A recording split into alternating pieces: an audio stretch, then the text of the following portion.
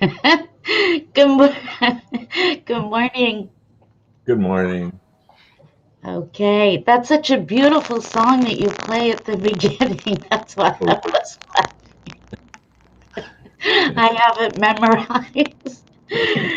Good to see you. good to Yeah, see you, Carolyn. Yeah. thank you for being here. You let me know if a crackle comes, and I will do what I do. So Okay. we have the questions, and we're Well, grateful to have you as always. thank you. You are welcome, and always nice to do. And I'm going to welcome up everybody in advance, and we will get started. All Yeah. right. There, Okay. there is a crackle, so when it's time, you can just do what you do. Yeah, I will. Promise. Snap, crackle, pop kind of thing. Okay. Question number one. Dr. Art, I increased my bias for about a week and I felt awful. So I lowered it. And guess what? I still felt awful. So I decided to take a few days off and try to reset myself. Now I'm back on it feeling loopy and unstable. And it's really strange in that I am feeling like I'm having high progesterone symptoms, though I've not been taking any progesterone. Can you shed some light on this, please? I'll try. Thank you. Good morning. Hey, good morning, Krishna. Um, the there's a couple general topics here first. One is it is not uncommon that as women go to replenish hormones when their own ovaries have ceased functioning, that it's a process. We'd like to think, hey, went into menopause here, take this and call me next year. Yeah, not happening. Because, like, for example, for anyone who would just take some time to study the female menstrual cycle and the orchestration of the hormone interaction and how powerful these hormones are, you'd realize that you're trying to do through your own will in your bottles something that you got one of the most sophisticated, elegant, technically phenomenal, undescribable events you're trying to do by replicating by when you apply your hormones during a day. Just And to name a few things. and there are a few women that it's pretty simple. They go into menopause, their ovary stops producing hormones, and so you connect up with someone who knows what they're doing and provides you with the proper prescriptions because they have experience and they know what those numbers are and they know how to test you. And it goes really well. Within a very short period of time, you're feeling better. And then, along with an annual revisit, just to see if any tweaking is needed, you get on autopilot for decades and decades. And I have patients like that. Decades, 20 years, 25 years treating them, and it's easy. There are some women that it happens. I do grand rounds with our providers once a week, and in which we discuss challenging cases and we work through new information that appears from time to time that really matters. A couple of weeks ago, I asked them, of all the women that you've seen over the many years that many of you have seen these women, what percentage of the women would you say are typical and easy to regulate? And I got laughter out of that group. And one of our providers that sees 5 women a day in menopause, 5 days a week for many years, laughed and she said, "Oh, I think about zero." And so this questioner is presenting herself with challenges, things don't make sense, and we run into this all the time. Now, I'd like to totally reverse how I'm working with this and say, I don't know that there is a case that we don't sooner or later figure out. Because this is not rocket surgery. You've got a certain internal need and balance for hormones, and there's a lot of moving parts. And what we do in the menopause method, for example, is we set up a program in our membership program where we give women in the first year unlimited time. And we know that that ranges in that first year from somewhere between 5 hours and 20 hours where it takes us to figure it out together. But what we know is, if we work together, we'll figure it out. And so even though the questionnaire is uncomfortable and challenged and is a little bit bewildered, I just want to let you know, if you link up with someone who really knows what they're doing and having experience, the two of you are going to figure it out. And there's different approaches, but there's no way that I can figure it out with you with the limited information. I mean, how our process works is we have a very lengthy online questionnaire, and you fill that out, and oh my God, do we learn a lot about you in that questionnaire. And that questionnaire always takes us to the first step or steps.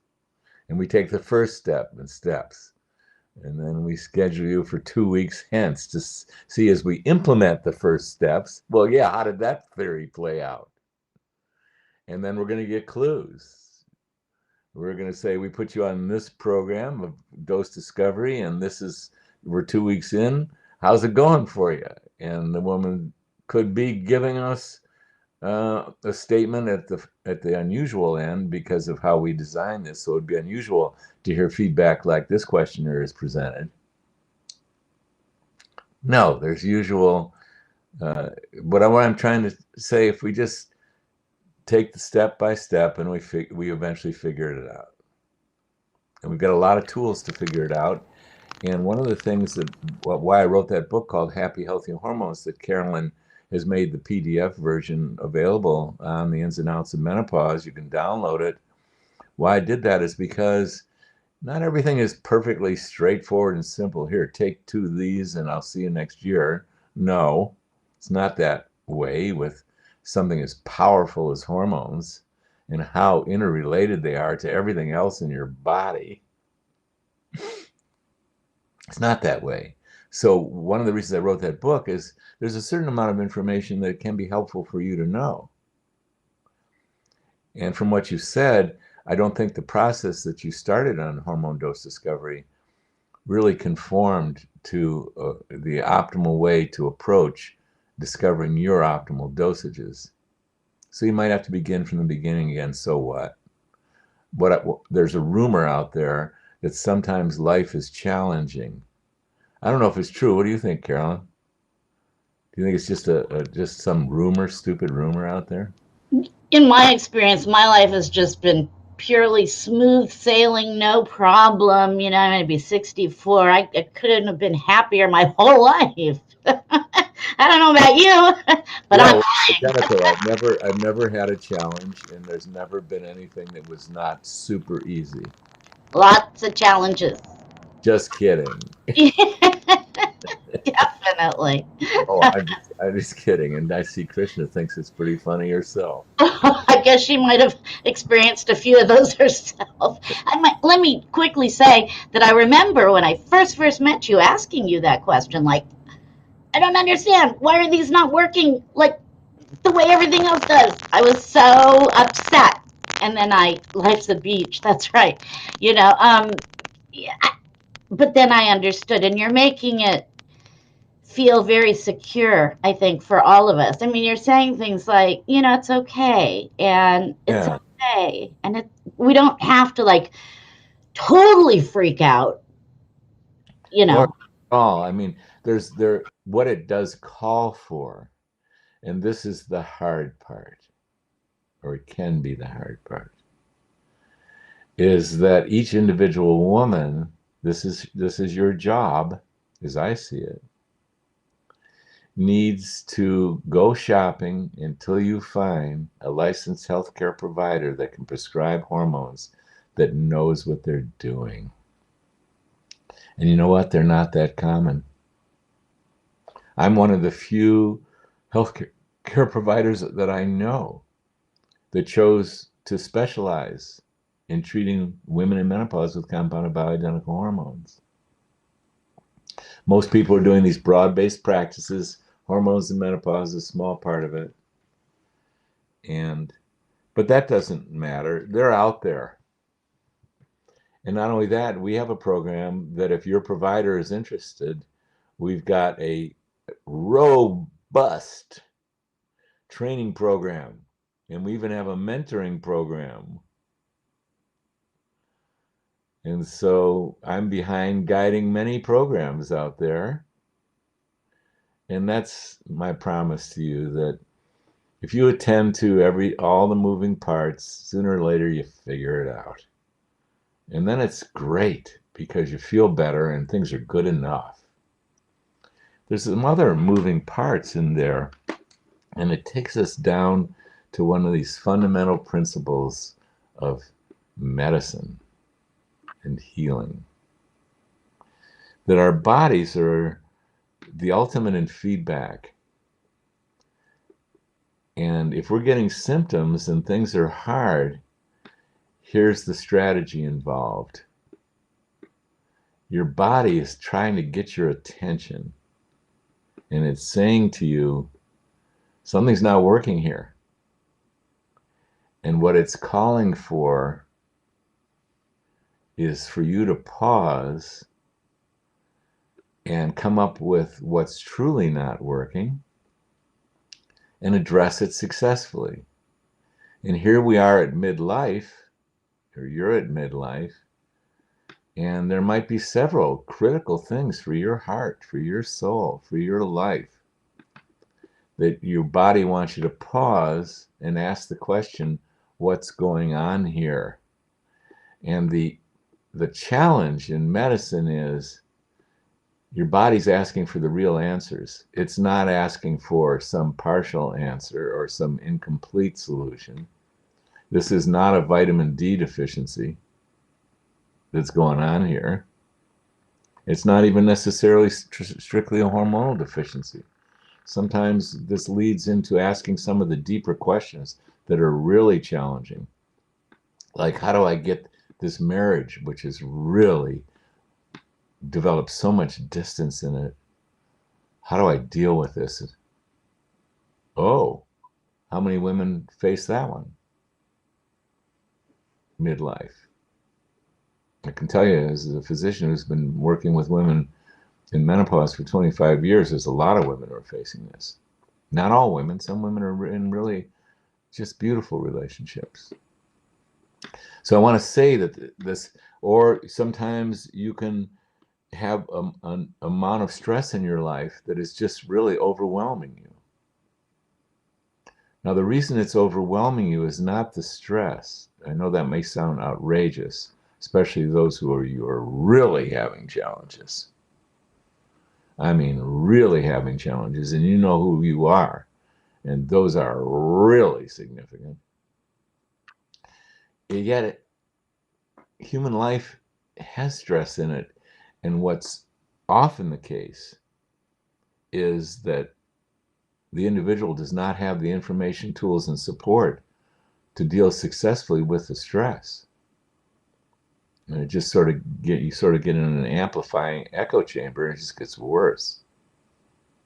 So the fundamental medicine might be, as it was for me at the age of 36, I faced this. And there was fundamental medicine requirement there, and it was go out with courage, with commitment, and with money to seek the information, tools, and support and do the great work that I needed to do on my emotions and my life and my ability to be relational and, deep stuff. It's the most rewarding thing I've ever done.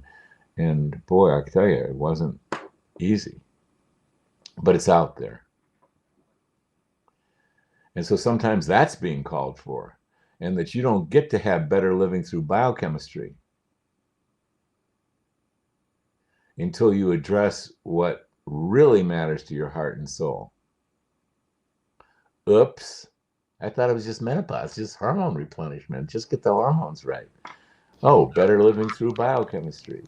You know, No, I've been doing this with you for a long time now, and I must humbly say, you've been saying this a long time. It took me, I was 36, I was 37 actually as well, when I went on my journey of self discovery, so to speak, and it was hard.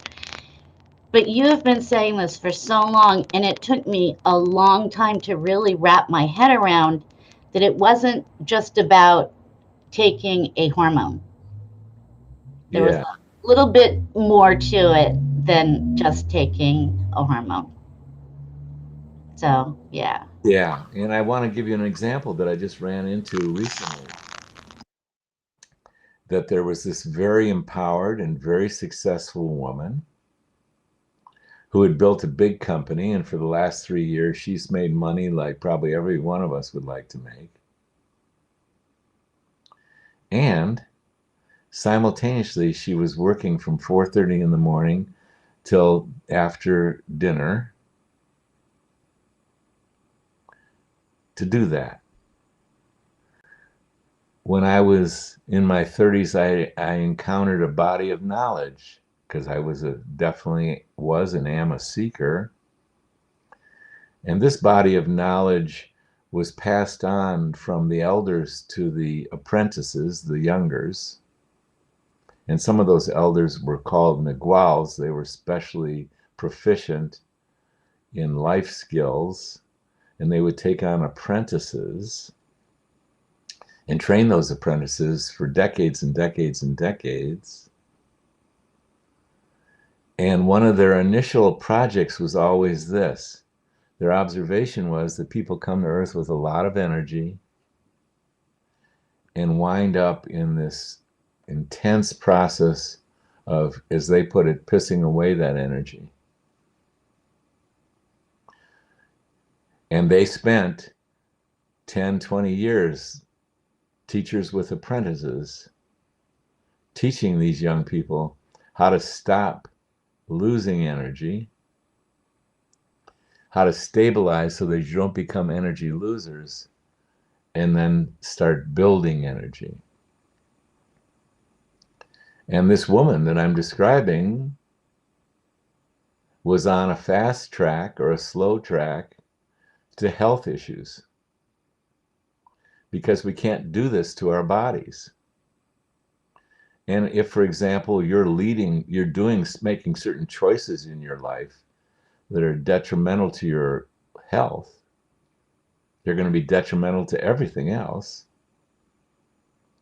And the usual missing piece is the whole knowledge base and skill set around emotions and your mind and your ability to create and to communicate and to do what love calls for. And how is it being reflected on this planet as it has been forever? Extreme divisiveness. So this is playing out on a global scale. It always has. We just have more, there's more news available to everybody these days. So what I'm saying is, traditionally, menopause has a different name. It's called the change of life. Well, what the heck does that mean? The change of life. Yeah, it means you're at midlife and it's time to get down to business and deal with issues of heart and soul and health and energy. That if you deal with them, you're going to have more fun, you're going to have more health, you're going to have more love, and you're going to create a much better life. And if you don't deal with them, you're going to get feedback galore. All of a sudden, your bank account is going to get emptied, or you're going to lose your job, or your relationship's going to start to tremble. Or one of the more common techniques that the quote universe uses is to give you physical breakdown and symptoms. And if you go to repair it through better diet and better exercise and detoxification, fantastic. These matter greatly, but they're not capable of pulling the whole cart. So simple question of a woman in duress because her program's not balancing well. Let's take it one step at a time. Here's your job. Seek until you find a licensed healthcare provider that can prescribe hormones who has an interest and skills and knowledge and training and experience. Or if they don't, they have an interest and they want to be mentored and go into our training program. That's your job. Find one of these people and go to work with them. And the two of you will figure it out. I am finding that, beautifully so, more and more women, not a lot, but more and more women are starting to find this. And when I get the green light to put out what I get to put out, I'm going to put it out. And I think that's going to be really fabulous. Yeah. Thank you so much for that answer. You and I are very much on the same page in regards to that, and I really always appreciate when you go there. It's very important. And it's an interesting segue into this next question because I think you can kind of answer. I don't know. You'll answer it how you answer it. Yeah, I'm not you. She says, Dr. Rosensweet, I'm really, really struggling with my sanity and anxiety. And that word sanity stuck out for me big time. And she says, what hormone should I start with, please? Well, this is highly relevant. Yet another excellent question. Because sometime in midlife, there's so many things I don't know about this question here. But sometimes in midlife, this is the reason for seeking help. And it goes all the way down to sanity. And hormone deficiencies can throw off your mood in ways that are small, medium, large, or humongous. And I'm on this call with you today, Carolyn, as you've heard from me many times, because 25 years ago, I was a holistic physician, and into my office comes Deborah, a patient I knew for years, walks right up to my desk, pounds her fists on my desk. She's angry at me. She's telling me, don't pretend that you know me. I'm telling you, I'm going crazy. And don't pretend that it's just something minor. I'm telling you, I'm going crazy. And this was a woman in her 40s who was so intelligent that she had, get this one, retired in her 40s. She'd been so successful. And I wasn't really doubting her. And serendipitously, I had just begun my major interest and journey in education and hormones. And I gave her a hormone, and 3 weeks later, I got a letter from her, because this happened a long time ago, saying, "Oh my God, I'm totally myself again. This stuff is fabulous." So sometimes these emotional issues or mood issues are really horrendous, and sometimes they relate to something as elementary as you not having your ovarian hormones. If I had to make a stab in the dark, so to speak, one cause of a mood that off is you lost your progesterone. And the only thing I gave Deborah, that's the woman who pounded her fists on my desk, was progesterone. She was still having periods. Now, other women, it's more than progesterone. You need other things as well. The ovaries are now no longer doing what they used to do so elegantly. You need estrogen to get that mood better. You need testosterone, DHEA. You might need thyroid, just in the power biochemicals called hormones. So it takes you into the world of getting this dose discovery process excellent. So download our book because we describe it. But the bottom line is going to always be the same. This is in this primitive time in menopausal history, there's not a tremendous number of providers who've really taken the time to learn, who hold this as a principal interest, or getting mentored if they don't know how to do it fully themselves. But they're out there. Your job is to find one of them. Or if you have a friendly healthcare provider that's willing to prescribe for you, get a hold of our book, The Roadmap's there, and do it in concert with them. And then we're here in the Menopause Method to assist them. So they can contact us through menopausemethod.com. There's a one unit of that whole website is for providers, and you can learn everything you want, and the two of you can figure it out. So, yeah, You going know, through mood issues, falling off a cliff. The great news is sometimes the main thing going on there is related to the loss of your ovarian hormones, and you get those restored properly, and bingo, as happened to Deborah, you're yourself again. there is not a better feeling, really. And you're right, it is primitive. Because my own mother at 58 in 1990 passed, and people then just didn't, well, no, so it is primitive. And it goes back further than that. Thank you for that answer, and I'm hoping that this woman will continue to get on the ins and outs of menopause and pursue this for sure. And thank you for that answer. There Um, are, of course, other reasons for emotional disturbance, and sometimes the decline of hormone is just triggering an elephant in the room that you need to take on. And in this wonderful day and age, and I mean this, there are so many people who are there to support you, so many counselors, coaches, therapists, to help sort out what seem like the impossible things to sort out. Groups, seminars, information online.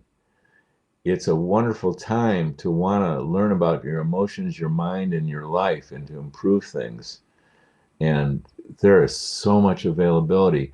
The project is big.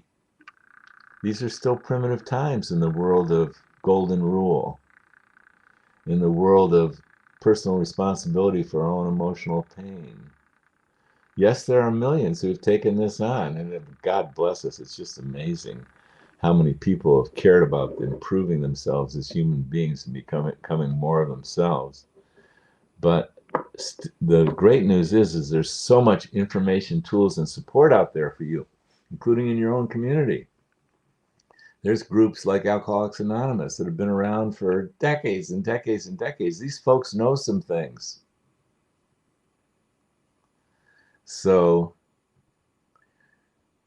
it might be that it's not just a hormone thing, that there might be something behind the curtain that has just dogged you your whole life, and finally midlife, as things are supposed to do. Just know the design is that midlife is called the change of life because sometimes your approach to life needs changing. And the changing it needs is a devotion to your own healing process. And the results are more fun, more happiness, more health, more love, more enchantment, more alignment with how astounding life is and what's available to us. And who you are right now, just need to clear away some of the stuff that's interfering with you being you. So I don't want to oversimplify that someone who's having intense mood issues, it's a simple matter of better living through biochemistry. The progesterone gave Deborah a chance. I never followed her up enough to know, were there other issues in her life that were calling to her. Yeah, but take a look at those hormones, because their absence can really, these are the most powerful biochemicals in our body. And without them, we don't feel so good. And our mood is not so terrific. And every one of them, you can name any hormone you want, you get declining levels of those hormones, you're not going to be in a good mood. You get a declining level of B vitamins. That's not good for you, but it's not unless it gets really severe. You're probably not going to notice it in your mood. You get a declining level of hormones. Man, these things are so powerful. You will feel it in your mood, and you replenish them, and you get yourself back. And then, if you so choose, you can go on and do some of that work as well. But Exactly. you'll do it feeling a little bit better. Yeah. That's for sure. I don't know, Dr. Rosensweet. Maybe, life is always a little bit of work, I suppose, peeling the layer of the onion, time and time again. I just know for sure both of them together, those two positives make a positive. Right? Great. Um, it's a heady subject, and maybe one day we'll just take that on alone for a whole interview. I would really like that, and I think the Let's do, ladies would too. let's do that. I think it would be nice. Yeah, I will plan for that. Um, how do we combat hair loss from the head and combat lots of hair on the face, which I believe is due to testosterone? Yeah, hair loss. In our grand rounds, one of our providers has taken on the whole subject of hair loss, and she's really up to date on all the techniques. And if you're in the state of New York, you're going to have access to her. And there's a lot of folks in functional medicine that are interested in hair. And one of the most fundamental places to look with respect to hair is if there's hormone loss. It's one of the most common causes of hair loss. It's not the only cause, but my God, it's one of the most prominent and first thing to look at. Very first thing to look at in hair loss is hormones. For example, we tax our hormonal system by not being excellent in how we're responding to stress, and by having a dysfunctional stress response to stress that leads to triggering and recruiting of the biology of the fight or flight syndrome. And one of the main taxings we do by inappropriate triggering or over triggering of that fight or flight biochemistry is we call upon our glands to overwork. And you do it day in and day out for many years, and every gland in your body pays the price. And they just can't keep up with the increased demands. And one of those that play into that is thyroid hormone. And a lot of people get hypothyroid, and a lot of people who get hypothyroid lose their hair. So that means low thyroid, right? Low thyroid, yes. And it's not like they got thyroid disease, and you've got to be trained in thyroid to be able to really interpret the signs and symptoms of hypothyroidism and pick it up when it's functionally depleted, not an illness, not diagnosable hypothyroidism. And you got to know what to test, and you got to just listen to a symptom list of low thyroid, and you're going to see yourself in there. And if you do, get thee to a thyroid person who really knows what they're doing in thyroid. And it's one of the first holistic things I ever learned when I went to mentor and shadow a very famous holistic doctor named Alan Gady. And I hung out with him in his office. And he taught me about hypothyroidism. He says, man, you want to do some good in your practice? Get good at thyroid, because there's so many people who are functionally hypothyroid. That means their numbers are still in the laboratory reference ranges, which are only, they have a certain limitation to how useful they are, but they're functionally not putting out the same levels of thyroid hormone they did. And many things are happening to these folks, and they're losing their hair. It's one of them.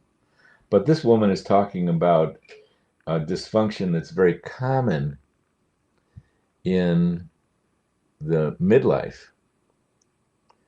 And She's losing hair, and are there any hormonal aspects of it? You betcha. Women, young women, when they're adolescents and their ovarian hormones really come online, they get hair like Carolyn Shapiro and others. Young women, their hair is so thick and rich and abundant in so many cases. And what's the primary driver of that? Their robust levels of estrogen. Or the caveat is when you lose your estrogen, you can be losing your hair. So moral of the story, get you to someone who knows how to treat you properly and test you and make sure you're in the proper zone of adequate estrogen levels. And that really matters. Testosterone's a player too. And as the ovaries start to decline, the first things you're losing is your progesterone and your estrogen. Big time. And there's some instances where this compensation can take place. Some instances. So I'm going to describe these exceptions, where between the ovaries and the adrenal glands, women can increase their testosterone output. And testosterone can be converted to estrogen in the fat cells of your body. So as a compensation to declining estrogen levels, there's some women in the perimenopause that get a bump up in their testosterone. And they start getting symptoms of that testosterone bump. They start getting oily skin, pimples, and hair growth where you don't want it to appear, like here and here. And if that's happening to you, that's what's happening. Your ovarian hormones have dropped to the point, and the only compensation that some folks are able to do to that is increase their testosterone and convert some of that testosterone to estrogen. Now, that used to be, in my clinical experience, a lot more common than it is these days. What I'm finding is that the majority of women that we are encountering in the perimenopause and menopause, they've already put such a strain on their adrenal glands and their ovaries that they're not capable of that testosterone bump. So they're not getting the hair on the chinny chin chin or the mustache area and testosterone patterns of hair loss. They're not getting it because they can't mount the increase. But this woman has mounted that temporary increase. And you want to get that testosterone to calm down, get your estrogen and progesterone and thyroid correct. Hormones play a major role in hair loss. They're not the only cause. Hair is made out of minerals and protein, and hair is constantly growing. And if you've got a situation where you don't have enough minerals and protein in your diet, which is very easy to achieve or to fail at, or equally as challenging, if you're not eating organic food, you're not getting the minerals. So you have to supplement the minerals, or you have to switch to organic food. But here's another elephant in the room. You can be eating the most luxurious diet on the planet Earth and not be able to digest it and assimilate it. Because of the many things that we get less of as we grow older, because we've overtaxed the system, is our digestive juices. So you give a teenager some complex food to digest, and a New York minute later, that food is totally digested and floating around in their body. You give a 60-year-old that same meal, and that meal may linger so that when they go to bed at night, they can tell they didn't digest their dinner. So in dealing with hair, there's a lot of moving parts, including making sure that you are providing what the body needs to make the hair, minerals and protein, and equally as important, that you have the digestive power, which most adults do not have. No way. Do not have the digestive power to digest those minerals and that protein, because what's the most complex thing to digest that human beings eat. It ain't sugar. Nobody has trouble assimilating sugar. Whoops. Unfortunately, it's not the key to our success. No, it's the most complex things of all that are the most challenging to digest, and those happen to be minerals and protein. You need adequate hydrochloric acid and adequate enzymes, an adequate intrinsic factor to do the digesting of things. Oh, those are the things that deplete. So there's a lot of folks who are in functional medicine programs that are taking additional digestive enzymes, healing their gut, and also taking additional hydrochloric acid in the form of betaine hydrochloride. So you want to get into hair, you got to look at all these moving parts. And I always suggest that if you're losing hair, start with your hormone specialist, because these are the most powerful biochemicals that relate to everybody's hair. So do you feel that I mean, I know you feel this anyway, but especially in regards to hair, that the balance of all four of the hormones is really super, super key? Say that again, please, Carolyn. I'm sorry. In regards to hair loss and hormones only. Yeah. I know that you feel this anyway, but in regards to hair and hair loss, do you feel that the balance of all four of these hormones is really key? Yeah, or all five. Or Uh, yes. all the hormones. You don't want to leave out thyroid out of that No, equation. so I didn't mean to leave out thyroid. But it's the same old story. It's getting the levels up to reasonable and healthy of all the hormones. Because if you're midlife, they ain't what they used to be. And you include the thyroid in there as far as hormones contributing to healthy hair. Okay. Okay. Well, it's certainly something to be worked on, and certainly something. And again, happy healthy hormones gets into a whole lot of this. It's pretty fascinating. Um, and I've lost my hair, and I know what that feels like, and it didn't feel very good. And so I understand. I'm very empathetic to that. Um, okay. Can you please, Dr. R, explain which hormone is responsible for the lying down of new bone, and the hormone that then helps to keep the bones strong and sturdy? I know that there's some dissolving in there and what have you, because bones are healthy living things. They're not archaic, just skeletons. They're alive, right? They are. They have a very active metabolic process. So is it estrogen and progesterone, or just estrogen, or I don't know. Well, I love that this question follows the question on hair because they're very related. And there's several things that relate to bone health. And I always like to begin with estrogen because as a woman loses her estrogen, that's when she starts to develop osteopenia. And within 5 years of not having sufficient energy, she can easily develop osteoporosis. And those are 5 vulnerable years when that estrogen starts to decline. So think estrogen, get this one right. And then progesterone is a big deal too. And how the mechanisms of estrogen and progesterone relate to bone relates to what you were hinting at, Carolyn, is that I think many people know that we've got a recycling mechanism in our body and that we break down and recycle our raw materials and create new stuff all the time. For example, in those who are super healthy, and this is principally young people, is there isn't the red blood cells in your body get replaced every 3 days. In other words, if you really have a vigorous metabolism, I'm not saying it's true for midlife folks, but certainly for healthy teenagers, if such a thing exists anymore, that they're breaking down their old red blood cells and replacing them, and there's not a single red blood cell in their body that was there 4 days ago.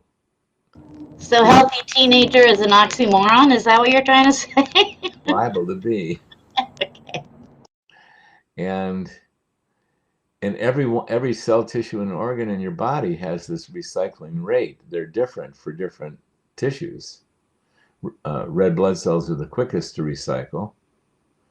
And bone recycles all the time. You're breaking down the old bone and you're building up new bone, and you're laying down new bone. And on a cellular level, there are cells called osteoclasts that are constantly breaking down your old bone.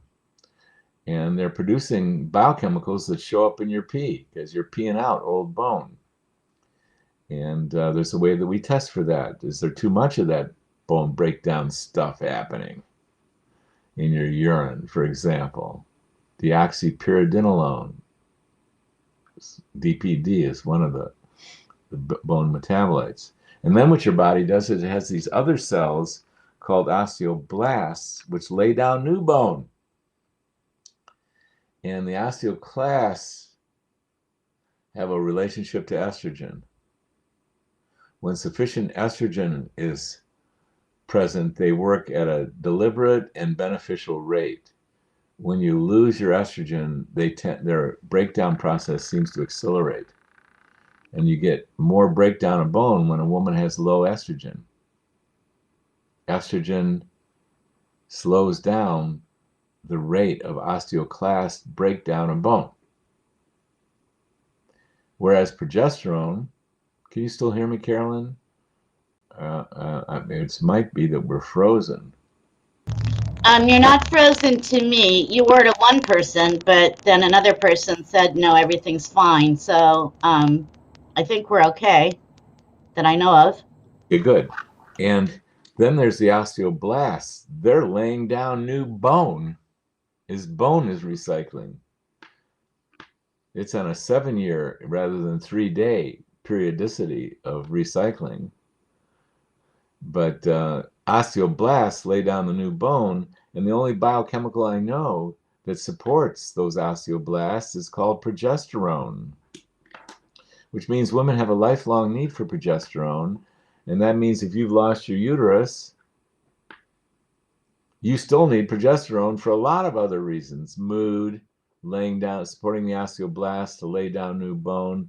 This is a big deal. So we're talking about 2 hormones that influence bone health. Oh, so do others. So does testosterone play into bone health. So does thyroid hormone play into bone health. Oh yeah, you want to get these hormones right. And one reason you want to get them right is for the health of your bones. Well, bones are made out of what? Minerals and protein. Oh, just like the hair. So everything I just answered about the hair also pertains to the bones. So we have a chapter on bones in Happy Healthy Hormones. So I encourage you to read that. And there's this other moving part with bones that really matters. Is bones have a lot of minerals. Can you still hear me, Carolyn? Because it looks on my screen like I'm frozen. No, I'm seeing you in living color. That's great. So bones have this other thing going on, is that when a body becomes too acid, for reasons that it becomes too acid, the body doesn't tolerate variations in acidity beyond a certain very narrow range. And it's got response mechanisms that will regulate the acidity floating around in the bloodstream and in the body. And it's very intense. This is under profound scrutiny and regulation by the body. It's regulating acidity. And if you're producing too much acidity, you've got ways to handle it. You can breathe faster, and the excess acid will link up with carbon dioxide and you'll breathe it out.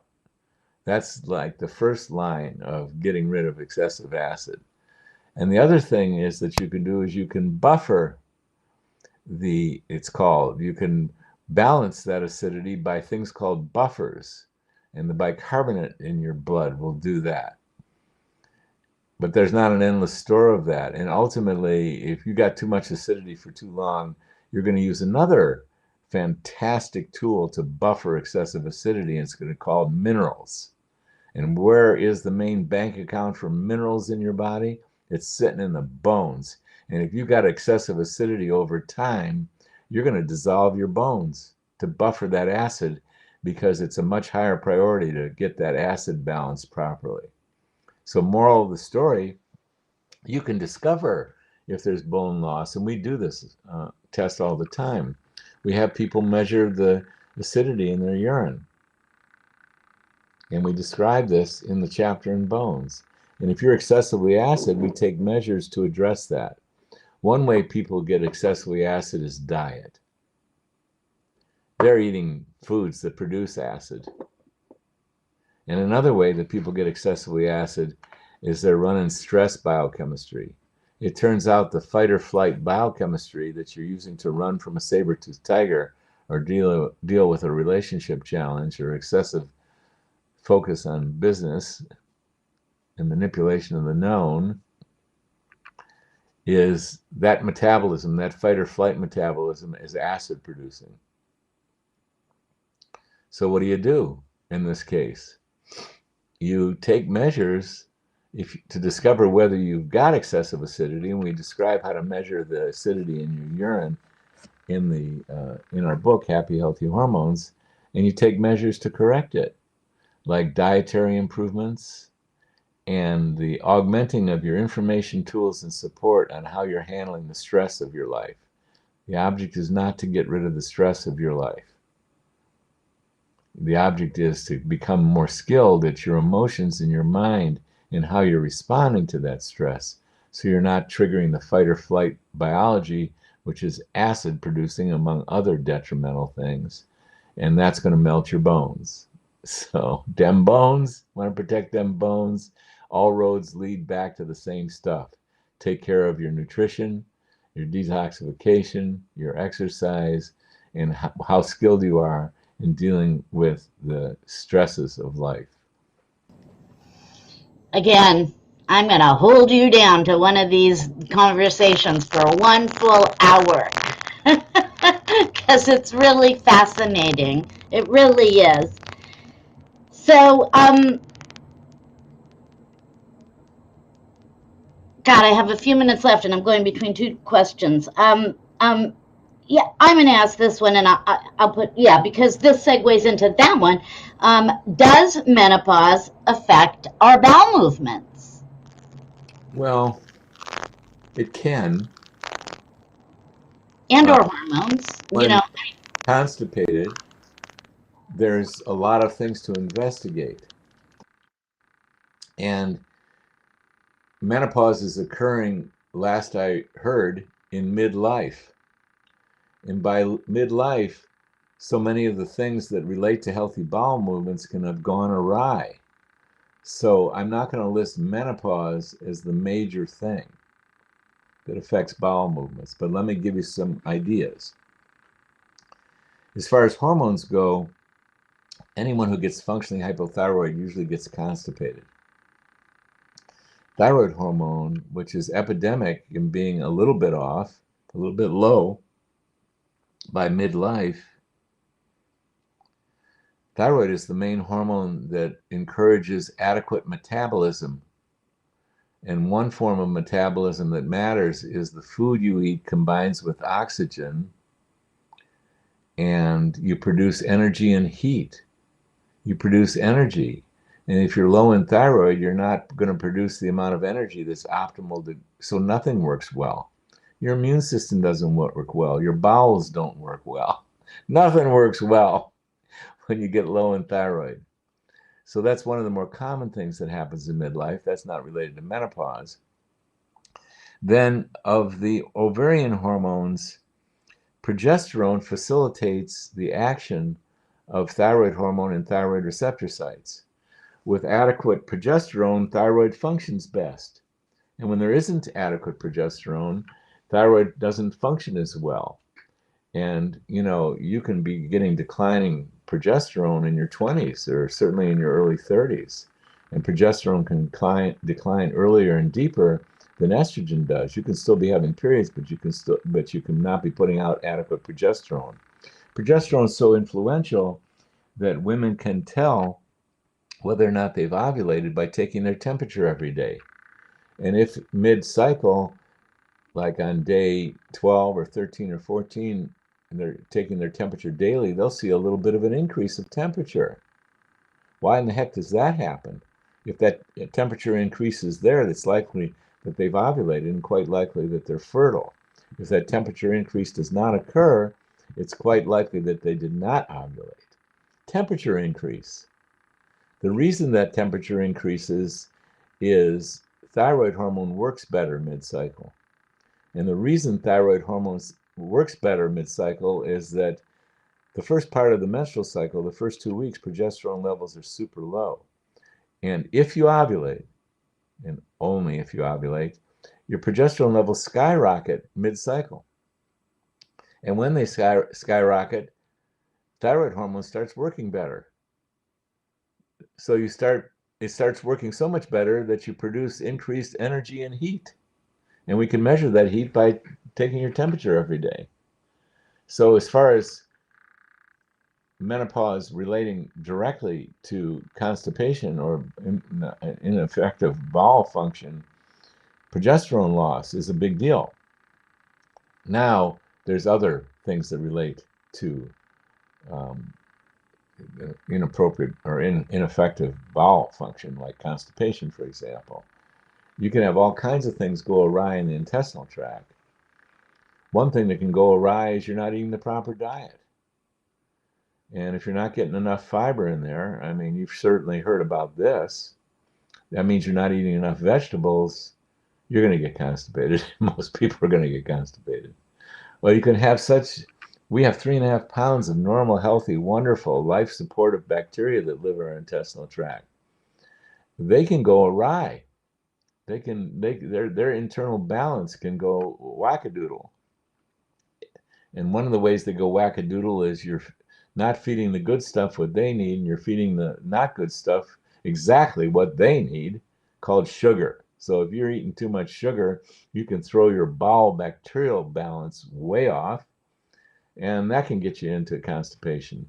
So the bowel is a big subject, and it certainly is relevant to look at the hormones, but more often I would say midlife women get constipated, and there is a hormonal component of it, but more commonly it's thyroid. So in the menopause method, we pay as much attention to thyroid as we do everything else. And one of the things we pay attention to is progesterone, which will facilitate thyroid function. But you want to take a look at those other moving parts too, like, young people can get away with good bowel function just because they got so much energy, and they can eat terrible diets and not get constipated. But when you're in midlife, you can't. Too much water under the bridge, so to speak. So to have a healthy bowel, you got to do a much more fine-tuned, multifaceted program. And there's plenty of people like health coaches, and Carolyn Shapiro's a health coach. What do you know? Who pay a lot of attention to restoring the daily operation and a daily bowel movement that's very healthy, because it's a great thing to have a daily bowel movement that's very healthy. And there's many moving parts of that, including some people that are not digesting properly. So they're eating protein, too much of it, and protein acts like glue in their intestinal tract if it's not properly digested. So you get constipated from that. So you might be a candidate for digestive enzymes and hydrochloric acid as well. Wow. Nope, nope, nope, nope, nope, nope. I see, I do, I see indeed. It is time to say goodbye. And one So, thing I want to mention is that we'll be back on our daily twice a week thing on Tuesday. I'll be present for Tuesday, but on next Thursday I'm traveling, so I won't be doing our usual Thursday morning, but we will on Tuesday morning, and then we'll resume the following Tuesday morning as usual. thank you, Dr. Rosensweet, our dear, dear Dr. Rosensweet. I will look forward to seeing you on Tuesday. Boy, I got some more questions here. And we'll be working hard on that during the weekend. And thank you, ladies, for coming up. Always thank you, sir, for coming up. And I thank you to me for coming up, because here I am at this crazy, insane hour of the morning. But it's all good. And great answers to some really great questions, and we got some really great questions on here too, so we'll keep it moving. We'll see you Tuesday. Everybody have a great weekend. Thank you, Carolyn. Once Thank again, you, for all Doctor. the work you do behind the scenes to Oh, make this possible. Thank you so much. it is so my pleasure, really. It is. You know that. Yes, I do. We'll see you later. Have a great weekend. You too, Carolyn. Okay, bye everybody. Bye, everybody.